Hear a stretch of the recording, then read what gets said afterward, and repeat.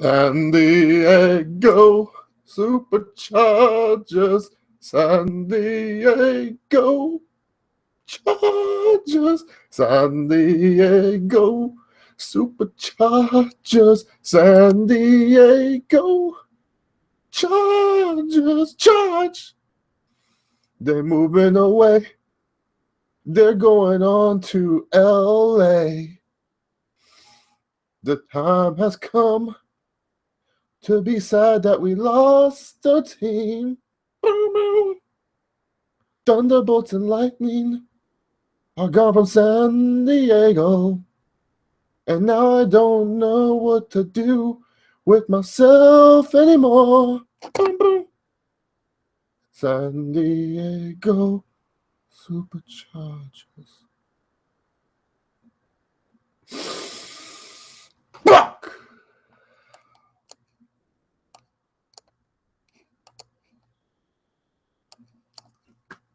I don't know, people. The Chargers are no longer in San Diego. They have moved to Los Angeles. And this is hard for me as a Chargers fan to accept and understand. Now, a lot of you people who have been subscribed to me for a while probably are like, Chase, why are you mad at the move? They are closer to you now. You live in Los Angeles. You don't live in San Diego. So why in the fuck are you pissed off? First of all, a lot of people don't know, I was born and lived in San Diego for quite some time in my life. So I am a native of San Diego.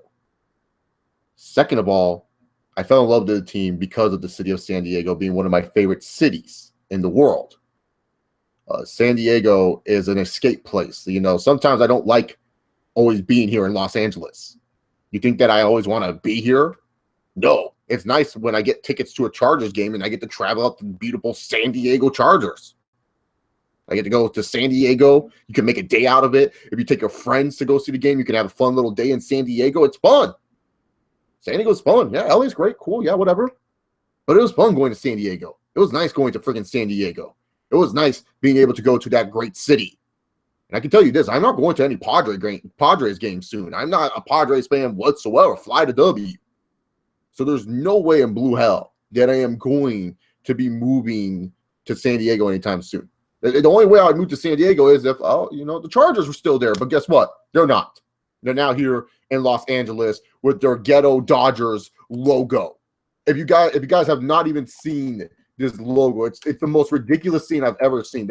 So the Chargers are already like just saying, yeah, screw San Diego and stuff like that. Screw all that shit. We're ready to move on. We're going to Los Angeles. And this is what they did. This is literally the logo they put up. Put up, man. Literally what they put up. This is ridiculous. So I'm going to share the screen right now to show you the ridiculousness of this logo. This lame logo. Look at this. Oh my God. Like, how lazy are you? Like for real, like, oh my God, like there's Philip Rivers screaming. He's probably screaming because he doesn't want to be in LA. He talked about, oh, I don't want to be in LA and everything like that. He's all screaming and he's pissed. That's what he is. He's pissed off. Philip Rivers is pissed off. He has to take all his 9 children to fucking LA now. Good luck finding houses there, Philip. But look at this. This is so lazy. This is literally like they just said, oh, Dodgers logo. Let's just do the Dodgers logo. This is literally the Dodgers, but with the Thunderbolt at the end. Yeah, heck, if you're not even like a football fan or even like a sports fan in general, how the hell are you going to know what this logo is? Come on. Like, this is so lazy. This is so freaking stupid. This is so dumb. Hate it. I hate that the Chargers are now in Los Angeles. They're not a Los Angeles team.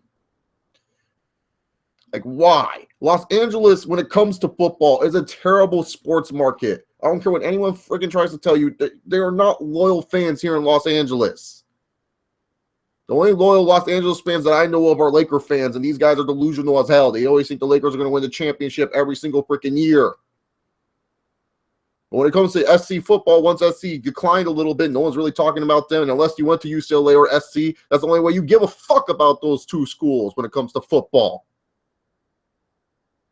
The Rams, yeah, it was exciting that they came back, but the difference is the Rams had a history in Los Angeles. Correct me if I'm wrong. San Diego only played one season in Los Angeles. It was like 1984, 1985. I can't remember off the top of my head. You guys will have to tell me down below or in the chat. But correct me if I'm wrong, San Diego does not have like this rich history of being the Los Angeles Chargers. Like the Rams, I got it. It's a homecoming Los Angeles, but really does LA need two football teams? And not only that, you're having it where the Chargers are going to come in special treatment the Rams did. Oh no, the Rams got all the freaking luxury and all the glory and stuff like that. The Chargers are literally being treated like the freaking LA Clippers right now. They're just being treated like the stepbrothers to the freaking Rams. Like literally, the Chargers are going to come in and then pretty much they're going to be playing at the StubHub Center, aka used to be the Home Depot Center. And I don't know if you guys know this, but the StubHub Center is really fucking small. Like I'm not even kidding when I say this. It doesn't even hold up like 30,000 people. Like the max at the StubHub Center is like 28,000. 28,000. So you're telling me the Chargers are just going to have 10,000 more fans, if not even less, than Laker or Clipper games?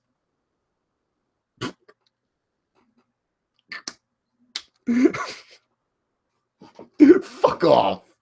Like everyone like looks at this and be like, "Oh, you should be happy they're going to LA. It's a new start." Well, yeah, I'm so happy because that way, when the Raiders come into town, it'll just be more Raider fans and Broncos and Chiefs fans in the arenas. I'm already used to having to be at away games when we're at home, but this is going to be 10 times worse. Look, the reason why the Chargers were failing in San Diego is because of Dean Spanos and what he did throughout the tenure of the San Diego Chargers. That's it. He has been horrible in the mid-2000s with the Chargers. Sure, when you look at the on-the-field success for the Chargers in the mid-2000s, we got an MVP in LaDainian Tomlinson, multiple playoff appearances, an AFC championship berth. You know, you would say, like, yeah, one of those teams could have won a Super Bowl, could have, should have, would have. It doesn't matter. At the end of the day, Dean Spanos kept AJ in the office too long, and AJ ended up blowing up the freaking team. AJ did not keep the team intact, did not keep the continuity intact, and that's the reason why a lot of Charger fans gave up. Because, you know, when it comes down to it, being a Chargers fan, you know, and from my personal experience, you know, the mid-2000s, that's us right there. That's literally like our glory days. You know, sure, we've had more recent success than a lot of other NFL teams. You know, like a lot of other NFL teams, like the poor Browns fans and the Jags fans. Well, at least the Jags had Thunder and Lightning and shit like that. But you get the idea. You know, those teams have kind of been like mediocre in the mid-2000s. But at least for us in the mid-2000s, we had LT, Sean Merriman, lights out. You know, Darren Sproles did something for a minute. You know, we got Drew Brees and then Phillip Rivers. I mean, we were spoiled. The Chargers, like, I remember every single year from like 2003 to like 2011, anytime like you ask like an NFL analyst, oh, who's going to the Super Bowl this year, everyone would choose the Chargers because they're like, oh, they're one of the most talented rosters in the league. We at one point, at 1 year, I can't remember if it was the 2009 or 2010 season, we were number one in offense and number one in defense and missed the playoffs. So, I mean, the Chargers were good. It was just AJ not wanting to keep the players, not wanting to pay the players any money, and then pretty much leaving a lot of San Diego fans to be disinterested. Because anytime it felt like the San Diego Chargers were this close to winning the Super Bowl or making a Super Bowl berth, some bullshit would happen. Some BS would happen. Some crap would happen. And it would all come tumbling down come to offseason when AJ just lets everyone freaking go, not re-sign anyone, not want to fork over the big money to players that deserve it. It was just like we let a lot of talented players go. We let a lot of players that we were grooming and going. And then also when it comes to free agency, you know, this ain't really AJ's fault, but most recently Tommy T. You know, Tommy T has not been killing it in free agency. This past free agency period was probably his best by default. But really, when you look at it, it's probably just one signee. Like, if you look at all of Tommy T's acquisitions that he's made via the signing of free agency, please tell me is literally the best free agent signing that Tommy T has done in his tenure. Other than that, freaking Derek Cox was a freaking flop. Yeah, Brandon Mebane was injured. Everyone's going to say, like, oh, well, Mebane was injured. That's no excuse. Mebane being injured is no freaking excuse whatsoever. We should have depth at the D tackle position. In fact, if we're expecting Brandon Mebane to be our every down D tackle, what the fuck are we doing? Yeah, Mebane's talented, but no.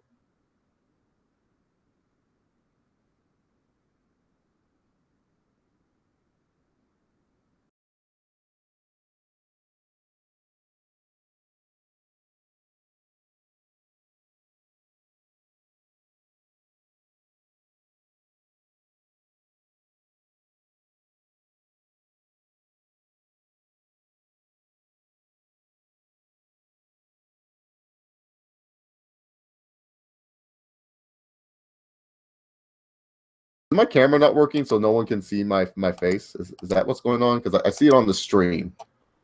It doesn't look like my camera's working. So maybe that's why a lot of people are not watching. They're like, oh, I can't see this guy rage. I just see like the stupid logo that he has. I don't know. I don't know what's going on.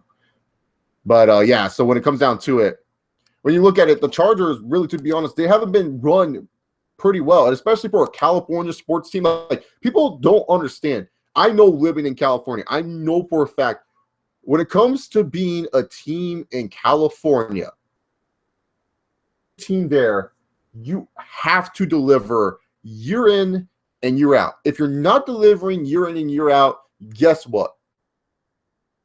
Fans are not going to care. This is California. We have plenty of options to choose from. If we don't like the teams in our own states, oh, you know how much of a moving city California is, how many people from different states move in? You can make up some bullshit that you're from Wisconsin and you're a Green Bay fan, or your great-grandma lived in Wisconsin and freaking you had the first cheese festival there. False. California fans, no offense, they are freaking lazy. The only two sports where I will defend California fans, the only two sports franchises here in California that I only defend them in is the Oakland Raiders and the Los Angeles Lakers. Mind you, I'm not a fan of either of those two teams, but when it comes to the Raiders, there's a bunch of freaking diehard Raider fans. You will see them every time in the black hole down there in Oakland. They will never give up on their Oakland Raiders, no matter how bad they were. Lakers, I mentioned this earlier, Laker fans still may think Kobe's playing. They may not be up to date with their team history. They may not like Shaq. They may say stupid shit from time to time, but they're loyal. They stay programmed. They still like the Lakers. They still say some stupid bullshit like the Lakers are going to win the NBA title. At least they still say that shit. But when it comes to being in California, and especially in a city like San Diego, you have to be winning, and you have to be consistently good for people to give a shit about you.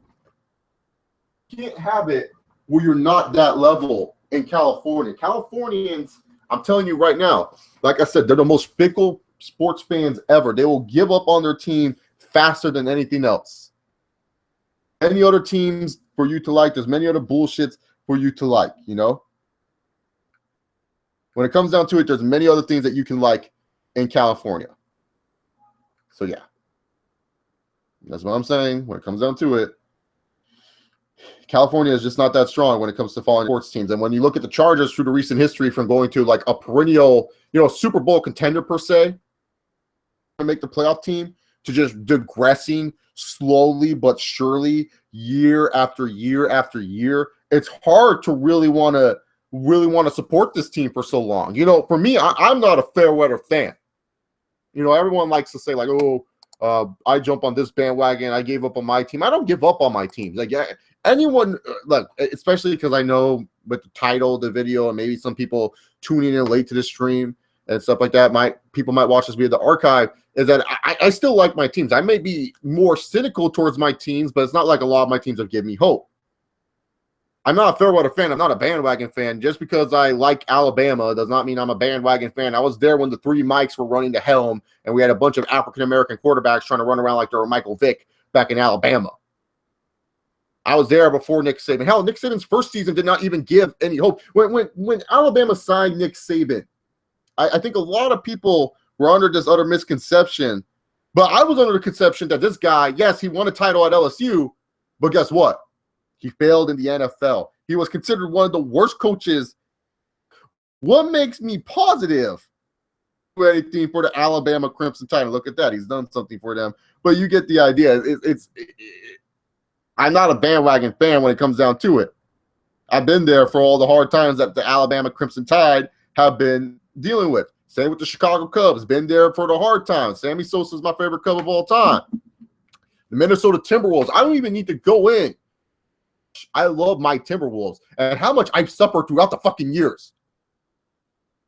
I posted on Twitter. This has been a terrible sports week for me. First, my Alabama Crimson Tide choke a game to Deshaun Watson.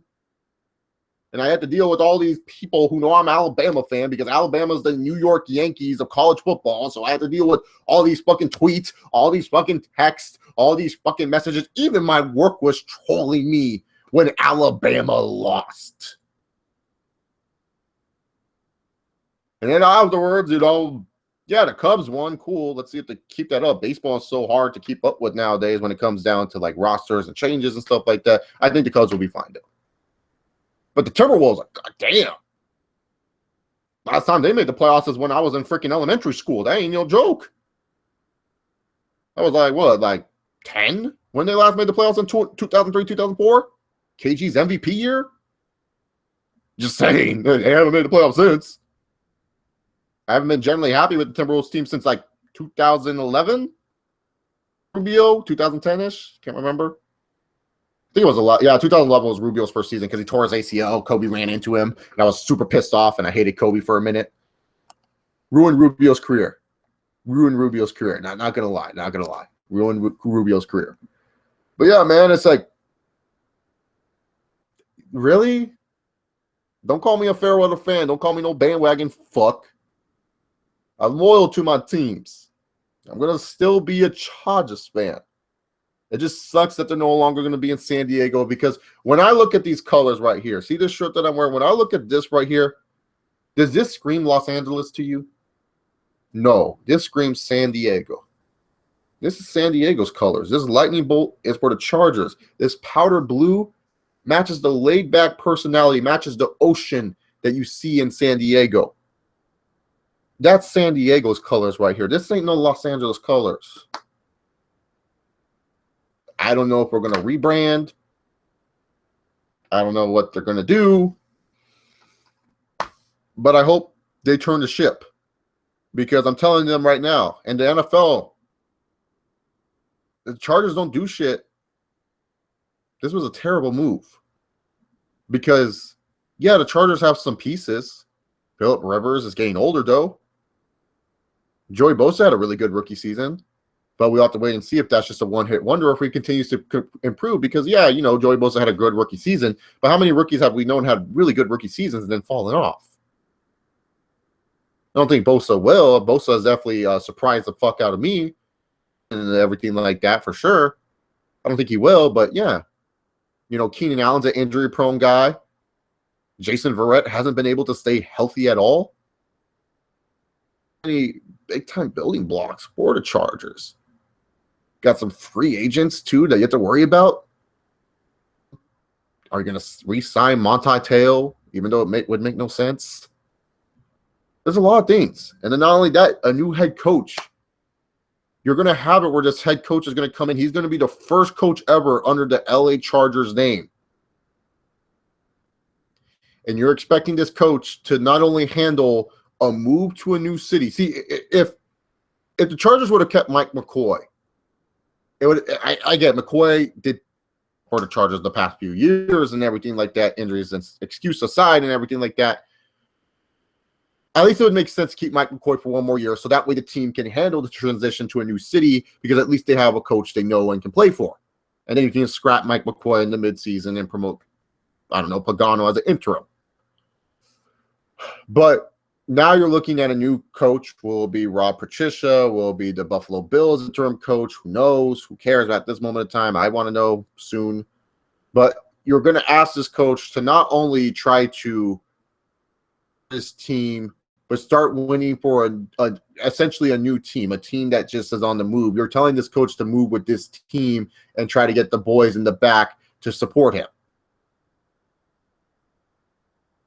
With the veteran leader like Phillip Rivers and everything like that. I'm still a Chargers fan. Might buy some LA gear in the future. But yeah. Anyways, it's time to go talk about the divisional round. Let's talk about winners now. Enough talking about losers like Chargers. Let's talk about some winners. The NFL divisional round, wild card predictions. I went 3-1. I was wrong about what's it called? What prediction was I wrong about? I was wrong about Green Bay versus New York. I was wrong about that prediction. I would show up. So now my Super Bowl prediction is all fluffy. Try to take a gamble on a Super Bowl prediction, but hey, it is what it is. So now it's time to talk about the really interesting matchups heading into the divisional round. Wild card weekend was a flop. It was literally just a blowout after blowout after blowout. Like, it was just so one-sided. Like, the Texans pretty much, like, Connor Cook was terrible for the Raiders. Like, I feel like Derek Carr on his couch could have done better than Connor Cook. I felt Connor Cook was a waste of time. Absolutely anything for the Raiders. He provided no lift, no up, no get. When it comes down to it, the Raiders, they just didn't show up to play. They pretty much were like, fuck this, and the Texans won in a blowout. The Seahawks and Lions game, it was like the Seahawks were dicking around with the Lions. I don't know what the Seahawks were doing. They were just not really like executing the way I thought they would. And then near the end of the quarter, the fourth quarter, the Seahawks became the Legion of Boom and blew out the Lions.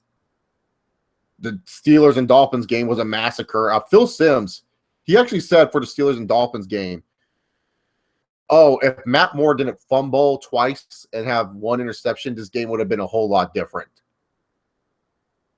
The fuck are you saying? Like, this is why Phil Simms is such an idiot and why you should not listen to Phil Simms whatsoever.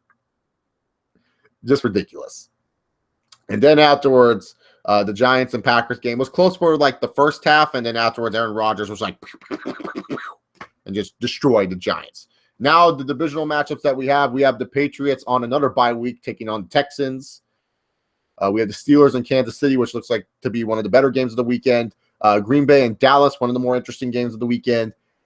And then Seahawks versus Atlanta. I believe a lot of these games are rematches too. Like Patriots and Texans, they fought when Jacoby Brissett was starting, and Brissett freaking lit up the freaking Texans. Like, I don't think the Texans scored at all at that game. I don't remember if Steelers and KC played this year. I believe they did so, and Kansas City got the edge there. And Green Bay and Dallas, that was like the Ezekiel Elliott showcase. Like, the Packers were coming into the league when they were facing Dallas earlier this year with the #1 rush defense, and then Ezekiel Elliott ran all over them. And this was like Zeke was doing well, but this was like the Ezekiel Elliott coming out party. This was like where everyone's like, yeah, he is definitely worth that pick the Dallas Cowboys got for him, because Jesus, this guy's a stud. Because like, he ran over the best rushing defense in the NFL. Granted, you know, the Green Bay Packers didn't really play against anyone at that moment of time. They were playing against the bum need and Adrian Peterson, and then a bunch of kind of like blah running backs. But yeah, Ezekiel Elliott had a coming out party. And then the Atlanta Falcons and Seahawks games, very infamous for Sherman and Earl Thomas jumping on Julio as Julio is trying to go for the game for a catch that could have helped the Falcons steal the game with the field goal. So non-pass interference called. Did the Steelers and the Chiefs play this year? Can you guys get that up for me? Because like, I can't remember off the top of my head. I mean, I'm pretty sure. Oh yeah, I think they did play. Like, it was literally like a blowout. Like, it was like literally a blowout. Like, it was like a Sunday night game, and it was literally like the Steelers just blew out the Chiefs. Like, it was the most ridiculous. Like, yeah, I remember that because I watched that game at work. If you guys don't know where I work as a bartender and like a kitchen person. Just depends on the schedule. And like, sometimes we get to watch, we like most of the time when it's like dead, like if we finish most of our chores, the managers don't care if we kind of like look at the TV and kind of catch what's going on with the games or whatever. And so it was like, I remember we were watching that game, the Steelers and the Chiefs games, and the Steelers were literally just blowing out the Kansas City Chiefs. It was like, it was embarrassing for the Chiefs. Now the Chiefs have found something in Tyreek Hill, so who knows how that one's going to go. So yeah, all rematches from the regular season. One thing that I will always point out is that it doesn't matter what happened in the regular season. It matters what happens now. Like, yeah, sure, we can. Okay, let's be real here. Can we get the easy game out of the way? The Patriots and the Texans. Let's be real here. The Texans, I don't know what the NFL media has been trying to do for years, but I always feel like the NFL media, I don't know if it's because they have J.J. Watt on the team or anything like that, but I always feel like the NFL media for years now have been wanting to build the Houston Texans as like the next team to defeat the Patriots or be rivals to Tom Brady and the Patriots or something like that. And like they always try to build up the Texans as like this hot, young, up-and-coming team, and they're going to go on and take on the Patriots and give them a battle. And every time it's a one-sided Patriot beatdown.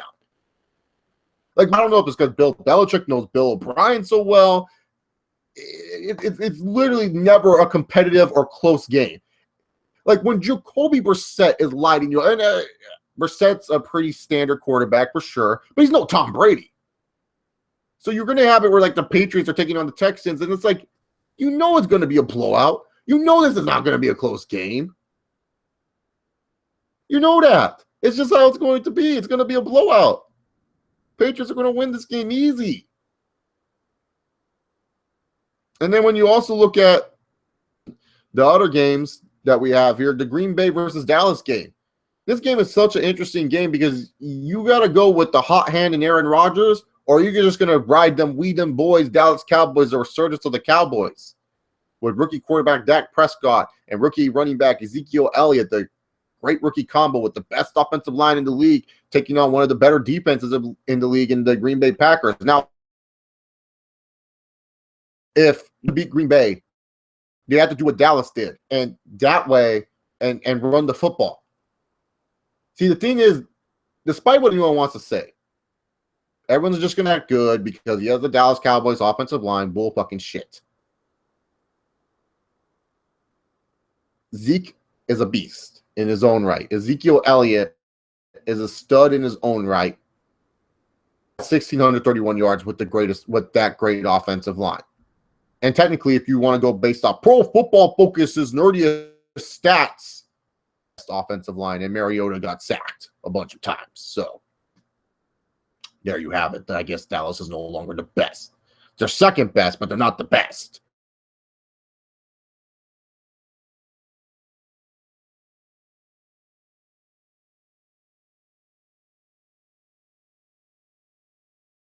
That still has to do all that. And he does that and much more. He makes other defenders miss. He makes guys in the secondary look silly. Ezekiel Elliott is a stud. Aaron Rodgers, though, has been white hot, looking untouchable. It's almost Packers just because how good Aaron Rodgers has looked. And I feel like Aaron Rodgers, he's one of those players that were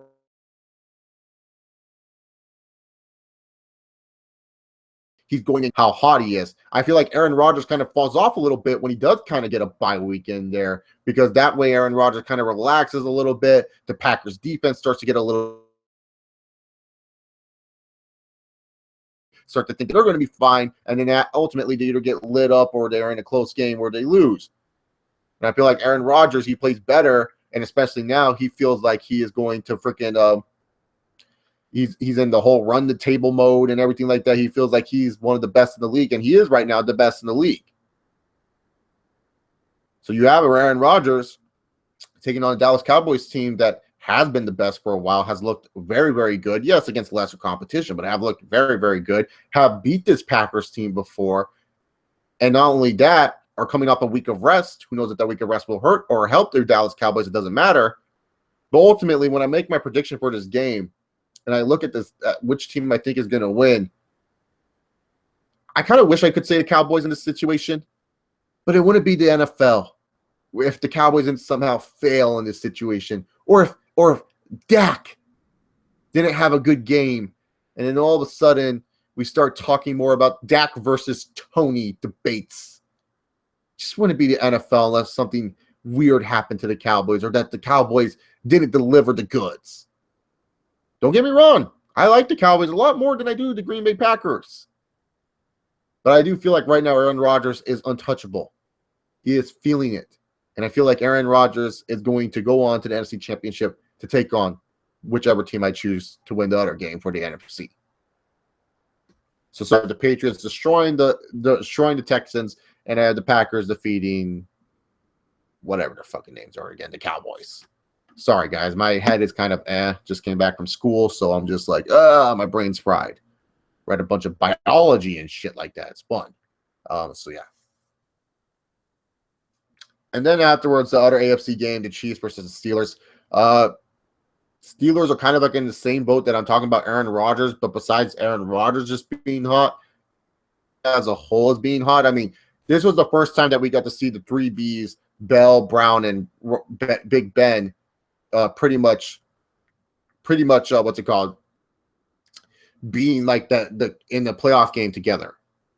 Because Le'Veon Bell has been injured the past two previous seasons or on suspension, and Antonio Brown has gotten injured in certain situations. This is the first time we've ever seen them all together, and that offense is looking good. The Steel Curtain defense, still a little suspect. Matt Moore was looking elite at some points against the Steelers defense. Steelers defense still wide open. That Steel Curtain is still wide open for a lot of people to run the throats down the ball. But when it comes down to it, they are looking good. But Kansas City also has been looking good as a team as well. Alex Smith, though, versus Big Ben. Who am I going to choose in this situation? It's easy, Big Ben. I always talk about when it comes down to the Steelers, Big Ben to Antonio Brown. Try to stop that. Big Ben handing off to Le'Veon Bell. Try to stop that. Big Ben to Le'Veon Bell. Try to stop that. It's amazing how scary this offense is, and they're missing one of their biggest weapons in Martavis Bryant.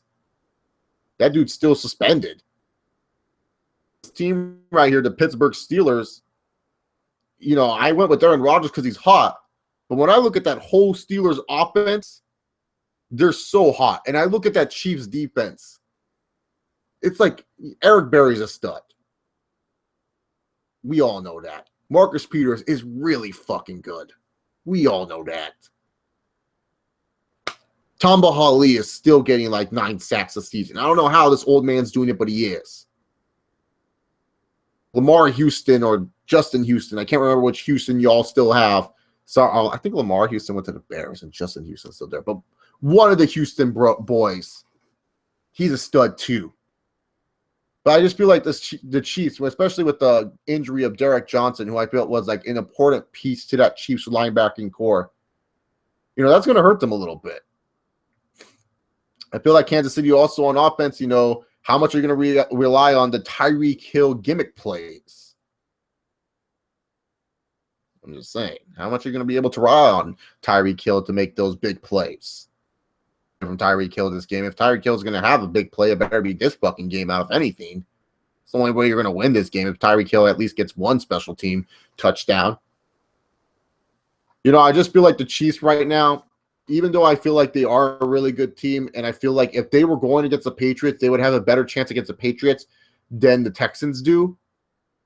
Like, almost in a way, the Chiefs getting this bye week, it doesn't help them. It kind of hurts them a little bit because the Steelers, they didn't really suffer that many injuries against the freaking Dolphins.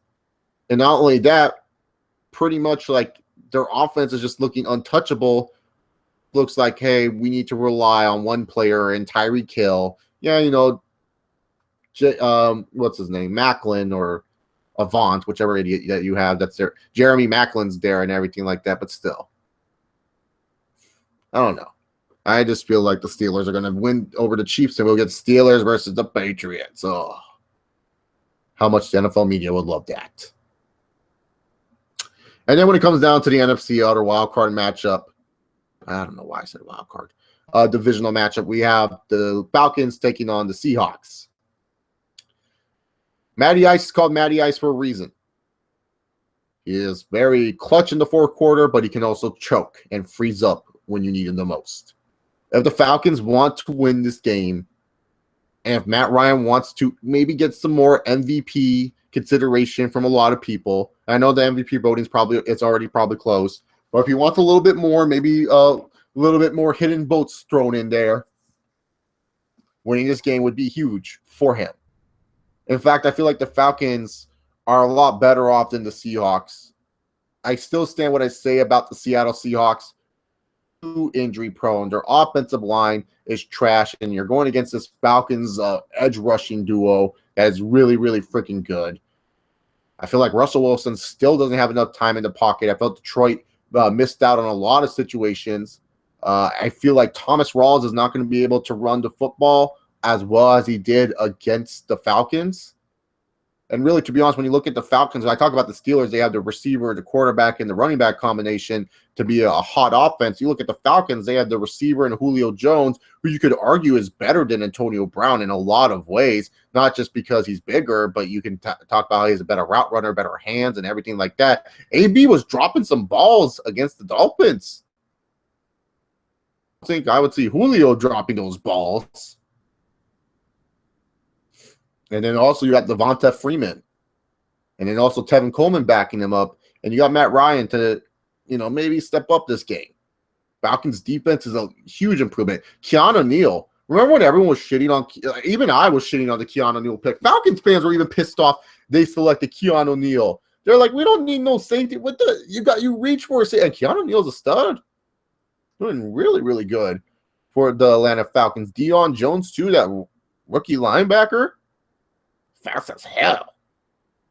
So, yeah, when it comes down to it, when you look at the Atlanta Falcons, what this team can and can't do, there's a chance that they could edge out this win. And if they do edge out this win against the Seahawks, don't be surprised if a lot of people are going to be jumping on that Falcons bandwagon to see if they can beat Green Bay.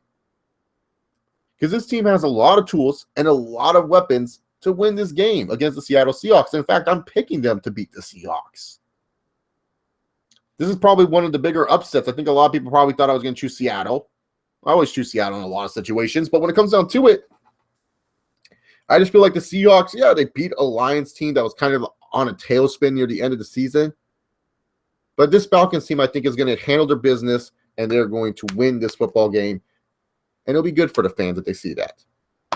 Anyways, guys, that is my divisional playoff predictions and also me talking about my San Diego Superchargers moving to Los Angeles. If you guys have any thoughts of what I spoke at all, leave it in the comment section down below. If you guys like what you saw, hit that subscribe button, give this video a big old thumbs up, and hit that bell so that way you guys are notified, if I can speak today, notified when I go live every single time. Thank you all for watching. I hope you guys enjoyed. I'll see you all next time. Enjoy the rest of your day.